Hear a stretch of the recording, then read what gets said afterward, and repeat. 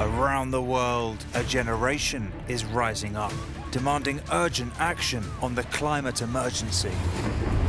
Trouble is, no one seems to be listening. My name's James Levelle. I'm a filmmaker and adventurer. Category 2 hurricane! I've seen for myself how destructive climate chaos can be. But jetting around the world, I'm part of the problem. And I want to do something about that. I'm traveling from the UK over 9,000 miles to Chile, fossil fuel free, on a mission to see the climate crisis through the eyes of the next generation, whose future is most at stake. I'm gonna hit the ground, meet them, Enchanté. and amplify their voices in a film that I'll deliver to the United Nations Climate Conference in Chile. If I can get there in time. Here we go! No planes. No petrol. Off-roading in my little electric car. No emissions. This has to be the biggest story in the world. It's a race for the future. Let's kick it off now. Yes!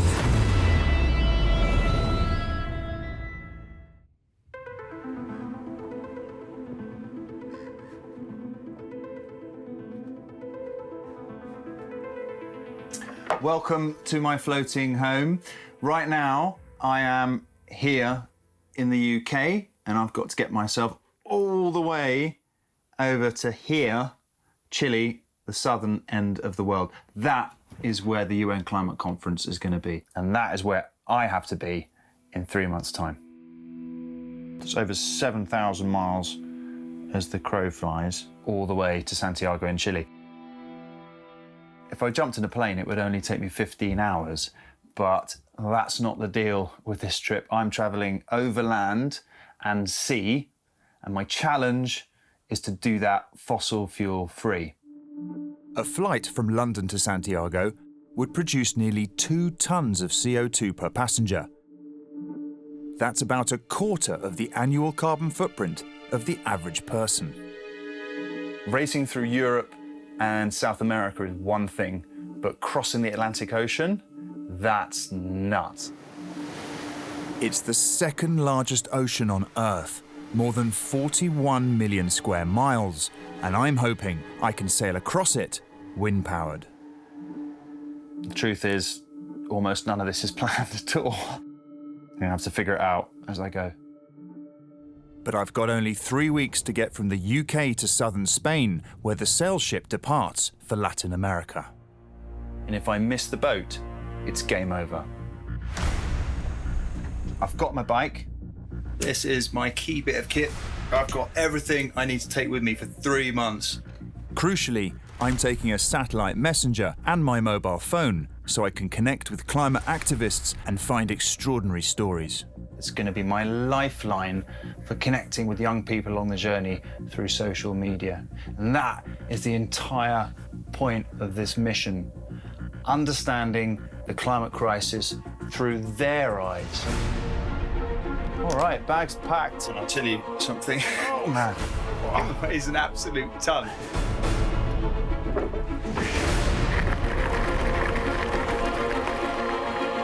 This is it. This is very, very, very exciting.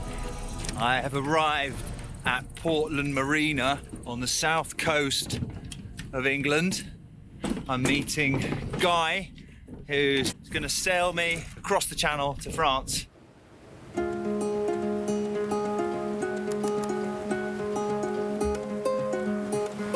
There's only 70 miles of sea to sail, but this is a great opportunity for me to learn the ropes with Captain Guy and First Mate Phil. How you doing? Yeah, good, James. So I'm hoping we've got the right wind conditions to get us there. Have we got enough wind, Phil? We have, while the sun comes up. Let's go. Let's get her up.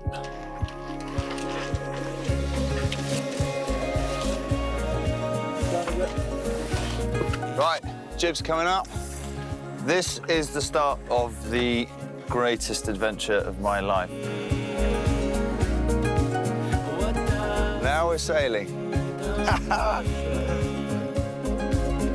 This is beautiful.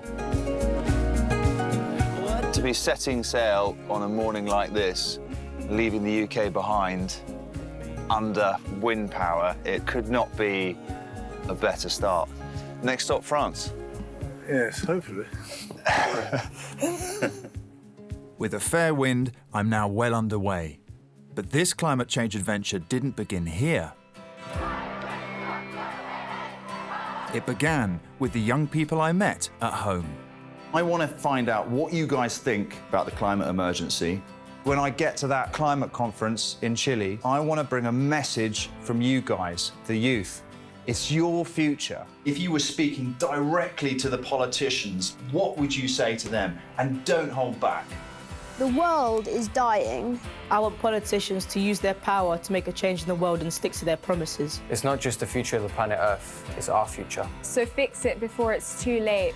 I'm going to meet more and more young people on the journey. I'm going to get their messages. And this is going to become an international collaboration. It starts here today. They want their voices heard. And anything I can do to help them achieve that, to amplify their voices, that's exactly what this mission is all about. So no matter what happens on this 9,000-mile adventure, I have to deliver their messages. Looking ahead, I tell you what's not good. It looks really, really foggy, and the wind is starting to die down. We've got no wind. The visibility's just really dropped. We've lost the horizon. Our speed drops dramatically, and in the worst possible place. We're in the shipping lanes as well. The English Channel is the busiest shipping lane in the world, with up to 600 ships passing through this narrow strait every day, moving at speeds of up to 25 knots, around 30 miles per hour. The wind's completely died. Whoa, what was that? That's, Well, we're in the shipping lane. That's the point I'm making. So that was coming from over there? Yeah. The foghorn. We've got about 100 metres visibility, if that. Actually going 1 knot. We are essentially sitting ducks. By the time we see that tanker coming out of this mist, it would be too late. Quite a dangerous situation.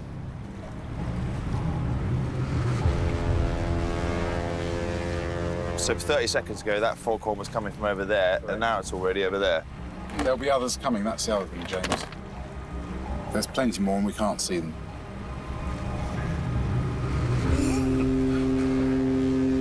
Actually, I think I have to say, I think we should put the engine on. It has to be. Sorry and all that. I think we need to get out of this shipping lane. Okay. I think we just got to do it.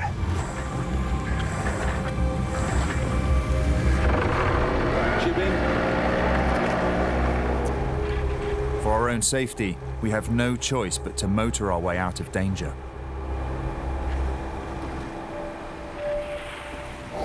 A large ship going 20 knots straight at us, and you wouldn't be able to steer or do anything, so you have to have the engine on. It'd be suicidal not to. I've discovered already that emission-free travel is more difficult and dangerous than I thought. This is really, really annoying. To be having to use an engine this early in the trip is incredibly frustrating. It does mean I'm going to have to consume, obviously, a little bit of fossil fuel on this stretch of the trip, but it's a safety situation. It's not going to be a very successful trip if I get mowed down by a cargo ship only 20 miles from the English coast or so. Any emissions I do make on my adventure, I'll account for and offset later on. Finally, you can actually see something. France appears. We've not seen anything for hours, nothing at all. Let the rest of the journey begin. After a short, slightly nerve-wracking sail, I've barely made a dent in the 9,000 miles to get to South America. That's the bike back together. Phil, thanks very much. Well, I'm sure it's as bad luck. Guy, Captain Guy, take care. Now, time to hit the road, see what my legs are made of. This next stop, it's the capital, Paris.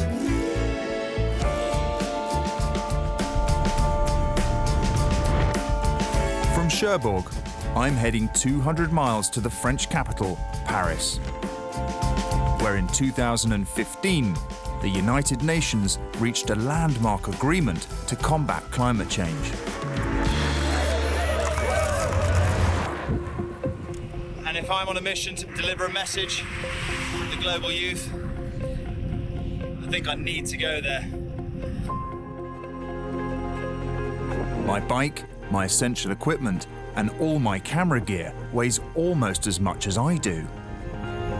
Following the twisting country lanes quickly puts my pedal power to the test. All right, head down, Jimmy. So we're making quite good progress. Moving at quite a clip.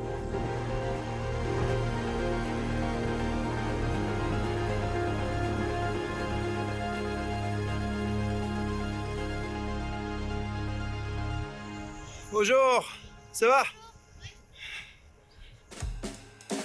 After a couple of days cycling and the odd night camping, I've finally arrived fully charged in the French capital. Bienvenue à Paris! Cool!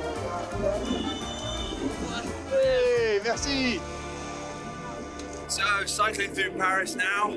I have feelings about Paris. I think there's going to be some great people to meet here. It's cool to be in the French capital.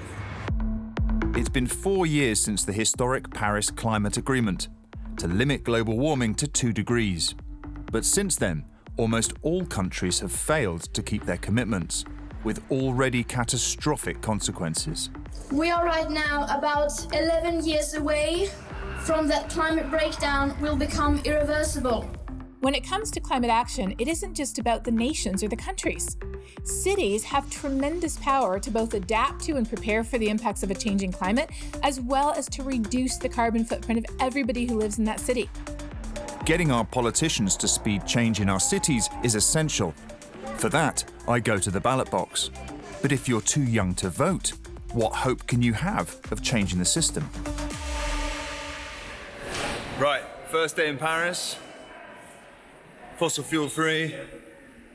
Taking the metro.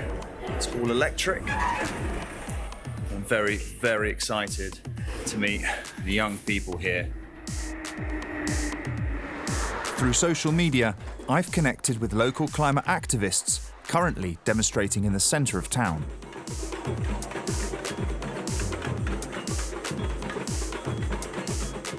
Bonjour, tout le monde. Ça va? Ça va? 15-year-old Adelki is a member of Youth for Climate Paris, a local group mobilising for ecological, climate and social justice. How do you feel about the climate crisis, about climate change? When I first learned about climate change and that I didn't really know what to do about it, I was really hopeless. And then when I met other people just like me, ready to change things, all this hopelessness just turned into optimism. It galvanized you? Yeah. That's cool. I think we can have a say in this climate discourse that is going to have a drastic impact on our lives. Yeah. Start thinking about humanity, about people. Act for everybody. That's the only thing we're asking you. Please listen to the scientists and act. Adelki and his friends can't vote, but by protesting, they can be counted. These demonstrations bring people together and direct attention towards the problem. Their energy, their drive, their enthusiasm to act in any way they can, to raise awareness, to demonstrate. It's very, very exciting.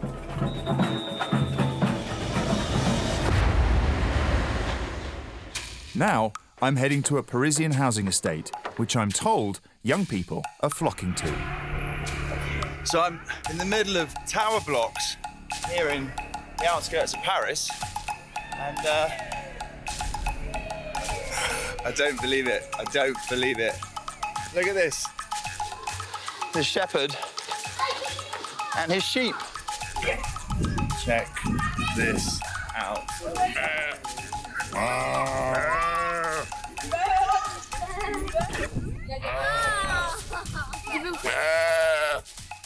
Bonjour. Enchanté. Enchanté, je m'appelle James. Combien de moutons?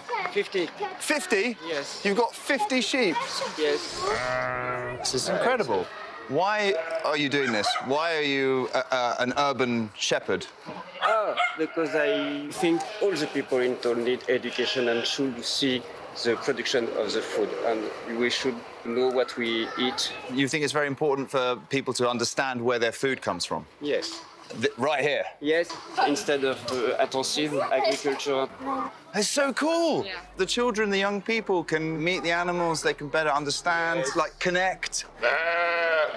With the tower blocks, which is not your typical countryside environment, they're very happy sheep. Yeah.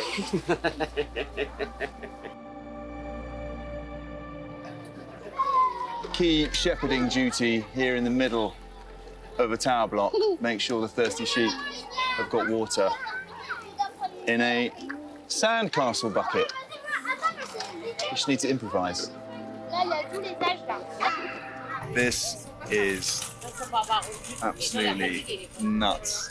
Very, very cool, though. Sheep grazing in the middle of a council estate here in Paris. It used to be that we practiced animal agriculture in sustainable ways. But today, industrial agriculture has massively increased the footprint of animal agriculture, and in many poor countries that supply animal products to wealthy countries, it has also increased the risk of deforestation as well. So it isn't just what we eat, it's where it comes from that matters too. Most of us never see how our food is produced or where it comes from. And with the food industry contributing 23% of humankind's greenhouse gases, producing quality food locally can help reduce emissions. We're in the Jardin des Plantes here in Paris.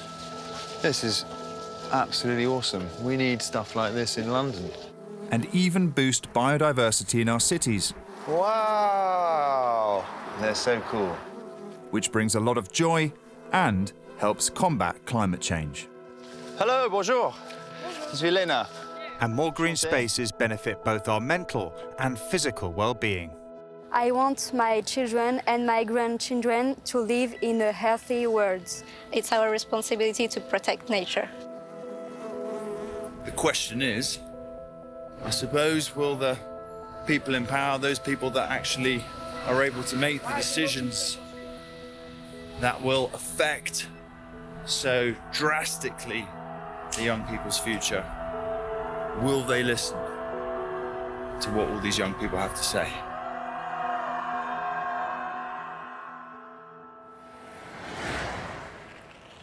So I'm just leaving Paris now. I've got to meet some really fascinating and inspiring people, particularly the youth of Paris, and their determined efforts to make their voices heard, and also connecting with ecology and nature in a most unexpected way with the urban shepherd and his sheep. Incredible. Next, I'm travelling 500 miles to the seaside town of Biarritz to find out what's being done to clean up pollution on the coastline. I have a choice of either a 5-day cycle ride or a 5-hour train ride. I'm short on time, so plugging into France's electric rail network is a no-brainer. I was hoping to get the TGV, which is the super fast electric train, but Didn't book it in time. So I'll have to take an intercity because all of the bike places on the TGV are full. The French rail network carries 5 million passengers each day, with electric railways like the one I'm using making up around 55% of the network. And they're well equipped for bikes. Shit, I'm down the wrong end of the carriage. But it helps if you get on the right carriage.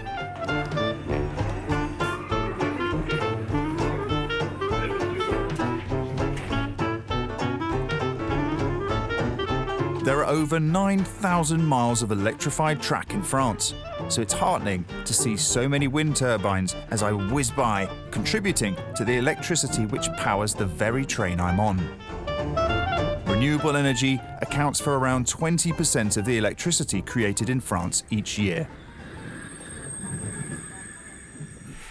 Right, just arrived in Biarritz. Merci, monsieur. Whoa.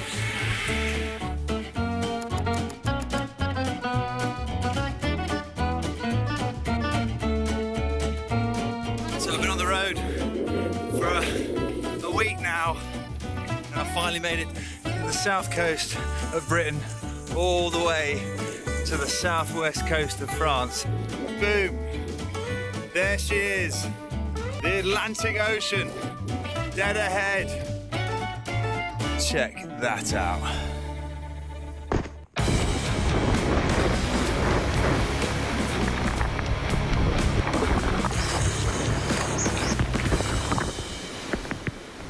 Almost lost my boxer shorts. It was worth it. I've come to Biarritz because this beautiful coastline was once hit by a catastrophic man-made disaster. The sinking of the oil tanker Erika in 1999. The huge vessel broke up at sea, spilling oil over a 200-mile stretch of the French coast. Millions of birds and sea creatures were killed, and the marine ecosystem is still struggling to recover. Local lad Tommy knows all too well the damage done to this coastal environment that was once brimming with sea life. I remember when I was younger, we'd go spearfishing just along here. We'd have to go like 20 minutes and we get a feed. And I was 13 years old, 14 maybe, you know. Now it takes a lot more effort to actually see a decent fish. Right. Yeah. Every rock was covered in life, in mussels and small shells and stuff. Yeah. So that oil spill completely wiped out all the life. It's taken a toll, and that's why we see so little fish these days. Tommy's on a mission to clean up the seabed around these cliffs, so I'll help him as best I can. Human activities like fishing with lead weights and even decomposing World War II munitions are poisoning and compounding the slow recovery of this fragile local marine environment.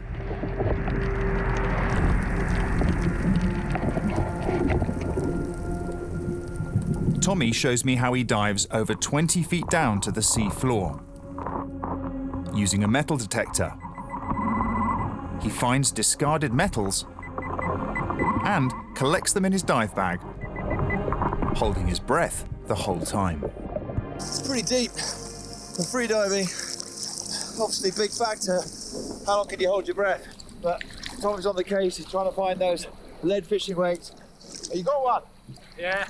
Whoa, it's a big one. First one of the day. Wow. Chunky monkey. Look at that. I just need to have a go now. See if I can't actually chip her in.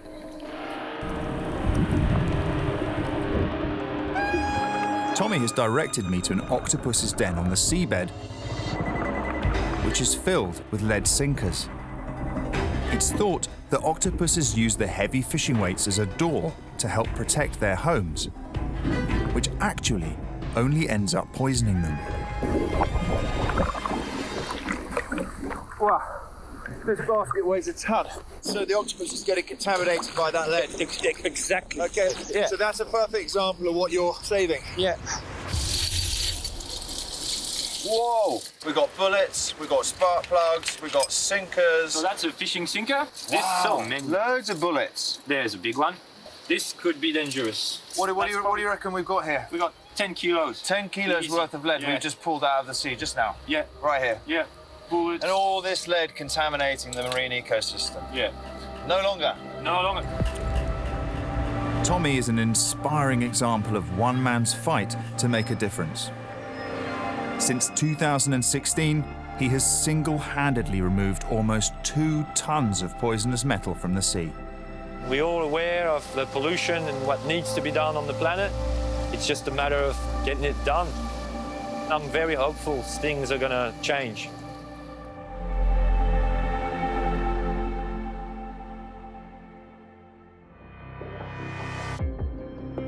Big day today, leaving the coast behind for a bit and heading to Spain. There's only one small problem. There's a whole bunch of mountains that form the border. Bye-bye seaside. Bring on the mountains. I'm leaving Biarritz, heading to northern Spain and the town of San Sebastian. Standing in my way is the not-so-insignificant obstacle of the Pyrenees mountains. And cycling over them is a challenge I can't resist. The Pyrenees is a vast mountain range stretching over 300 miles between Spain and France, rising to a height of nearly 3,500 meters. Along its peaks sit beautiful glaciers. These are under extreme threat from climate change and are melting at an accelerated rate. Elsewhere, the western slopes are home to thick forests, which is the path I've chosen to tackle. I've been warned of a 25% incline. That's not a hill, that's a wall.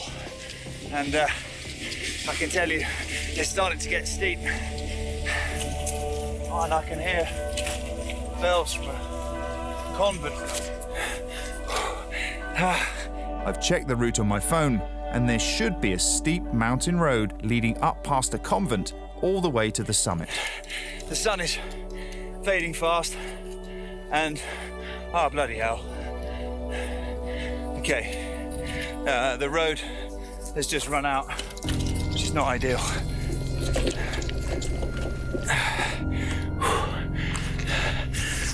It looks like we're going to go off-road up this mountain. Could be wild camping tonight. We'll see how we go.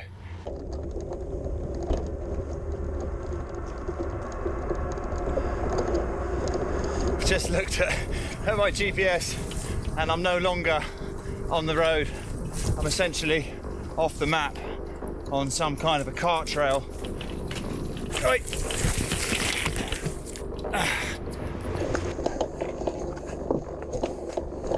I've hit a steep rocky path that's completely unrideable. It's looking absolutely insane. I think we have to try and carry the bikes up here. Oh, God.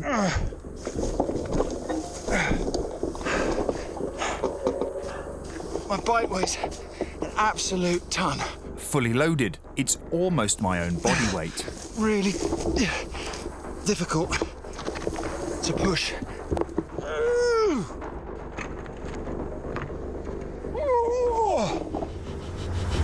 This is one of the most ridiculous things I've ever done.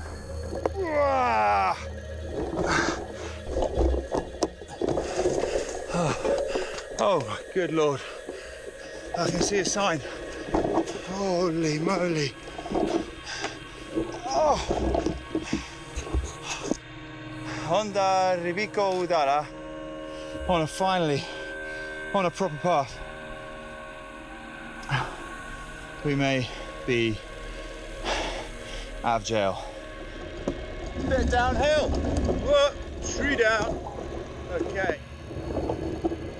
Oh my. It's the road! I finally emerged from the mountainside woodland and stumble across 2 very surprised locals. Garasi? Yes. Encantado. Cool. They explain that I've just come up the Camino de Santiago, a legendary pilgrimage path that leads to the shrine of my namesake, St. James. Just some advice from me. Don't try and cycle down there. No. We are from here, we know. You know it. Oh, I wish we'd met those guys before going up that road.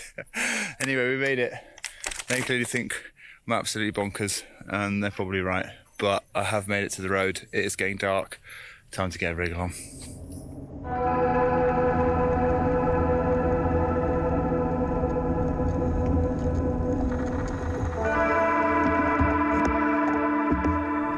I am absolutely exhausted, but I've made it to the top of the ridgeline. This is a prime wild camping spot, and I am super, super chuffed. This is what I live for.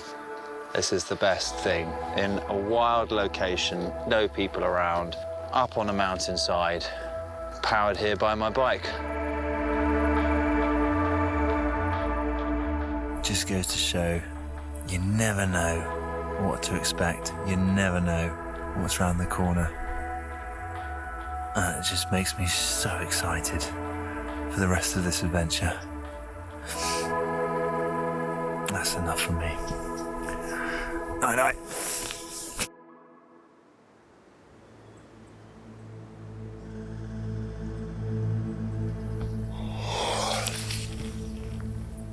Morning. Well, this is one hell of a view to wake up to. Sun's just starting to rise. Time to get cracking.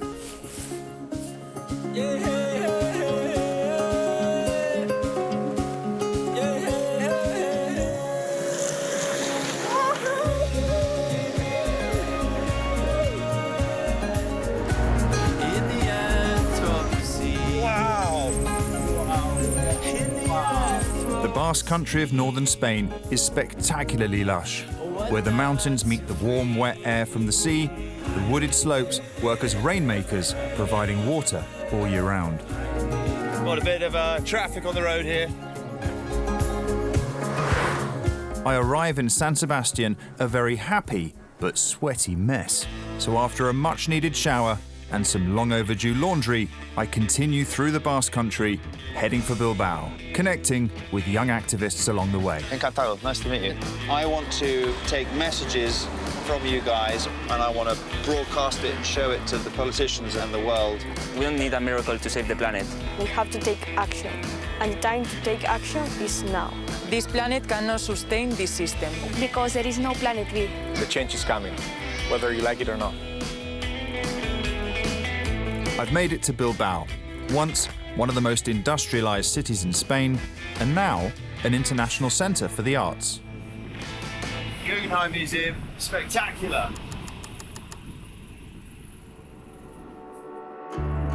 Sadly though, I don't have time to hang around, because the art I'm most interested in seeing is being performed tomorrow in Madrid. So I'm in Bilbao's Abando rail station, about to grab a train, electric train.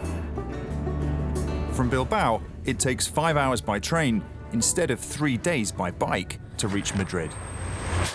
My bike and I have arrived, but the same can't be said about my team, who have taken so long to get off the train that it has automatically locked its doors. What are they supposed to do about that? And is about to depart back to Bilbao.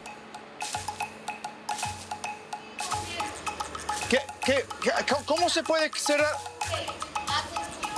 I had to run up to the control room in the station and ask them to stop the train and send it back. Is everybody all right? Yeah. Everybody's all right. Just.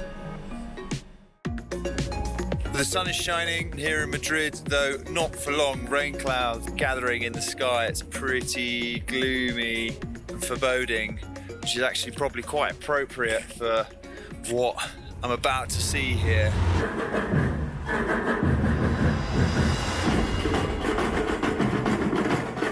These impressive-looking performers are members of Extinction Rebellion, a growing international movement that uses non-violent civil disobedience to pressure governments into action.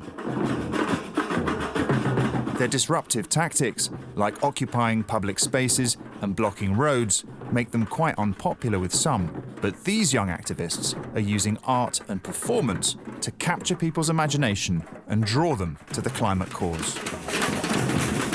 You want to see some non-violent, peaceful, creative, punchy demonstrations? Check this out. It's difficult not to feel emotion when you feel these drums.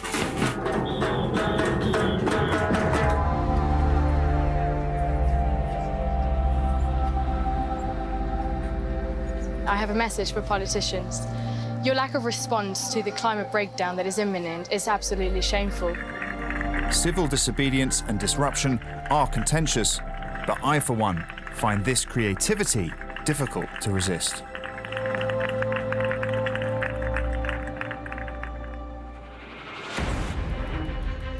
I've met 24-year-old Alejandro, Oh, that's you. There you are. Cool. one of Madrid's leading youth climate campaigners, and he's signed me up for a peaceful protest training camp, some 2 hours' drive from Madrid. So you're sharing a bus. You're reducing your emissions because everyone's going in one vehicle, but it's a petrol bus, yeah? At the end, it's a petrol bus. I can't take it. I can't take it. So, but I want to come to the camp, okay? So, I'm going to figure something out.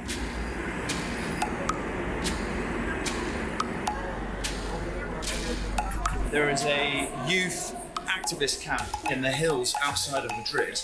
No time to cycle there.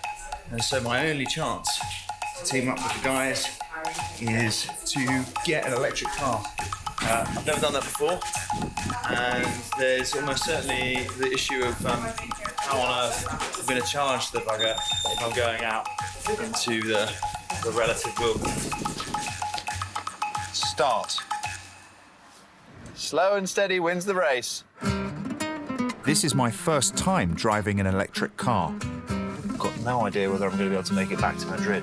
I think there is one charging point on the journey. Let's hope that's the case. It's a 60-mile drive to the camp. This little car can go for 120 miles before needing a charge. Hairpin turns, heading up into the hills. But that range is for city driving, short distances and slow speeds. Oh, here we go, dirt track coming up. This is it. Off-roading in my little electric car. We actually made it.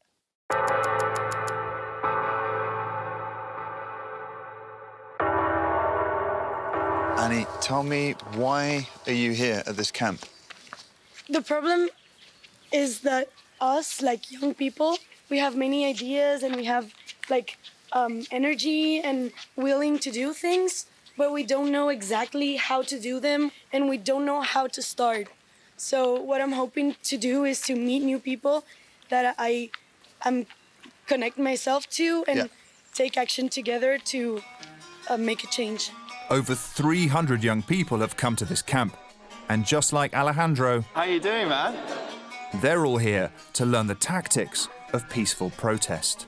So this is the non-violent activist training kicking off now. We've got one group playing the role of the police, and the other group playing the role of the activists. He got past. Don't look at the eyes of the policeman. No more eye contact. We're just gonna try and get past him.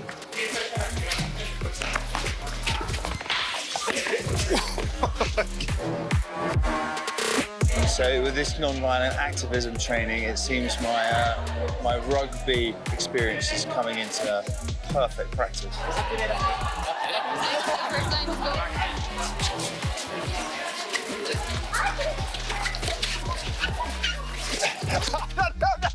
No, that's a try, surely. But this is no game. It's good fun, this, but of course this is all practice and training for when things get real with proper police action. The skills these activists are learning here will soon be put to the test. when in a few days' time, they and millions of young people around the world will lead global climate protests. If authorities act aggressively, knowing how to maintain peaceful resistance whilst keeping each other safe is vital. We are in the process of forming a human chain. We have got our arms linked behind our backs. We are unbreakable. We are together.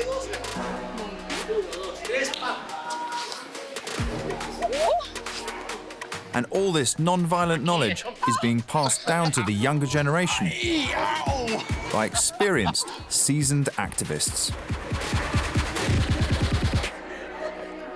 So these are the activistas del futuro. Activismo del futuro. And you're training them.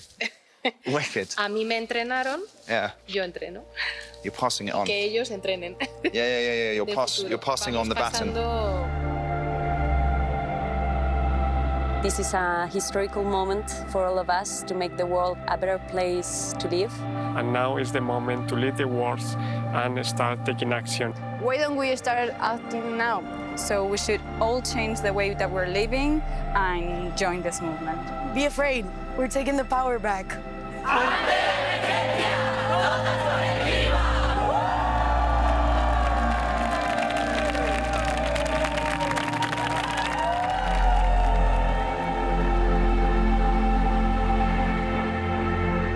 It's been absolutely amazing at the camp. I've learned so much. Leaving this spectacular location here in the hills. And the big question is right now whether there's going to be enough juice to get back to town. I thought there was a charge point nearer to the camp. I was sure I saw it. Easy! I'm hoping we're going to get some charge coming down this hill because we got a problem with the maths. 38 kilometers on the battery, 52 kilometers to the charge point. So the maths don't add up. We're in a situation. This is all part of the adventure of fossil fuel-free travel, guys. 18k to go, 17k on the battery. How did that happen? This is 15k to go, 15k on the battery. I'm not kidding. 14k, shit, dropped a k. Deficit's gone back to 1. I wish I was on my bike right now. Don't get range anxiety on my bike. Oh, wow. Okay, now we've got alarms going off. We have full-on alarms going off. Oh my gosh, it's just written off the kilometers. 8.3k to go, 0k supposedly on the battery. Oh no. Oh no. This is bad, bad news. I think we're dead. So I'm stuck in the middle of nowhere. Not good news. 55 days of sailing before I make it to South America. We've got a storm coming that threatens to stop us in our tracks. Pretty hairy. This is it, the big challenge. Time is running out. I feel like I'm cycling for my life. Everything I'm working towards has just been scrapped. It's kicking off now. Yeah!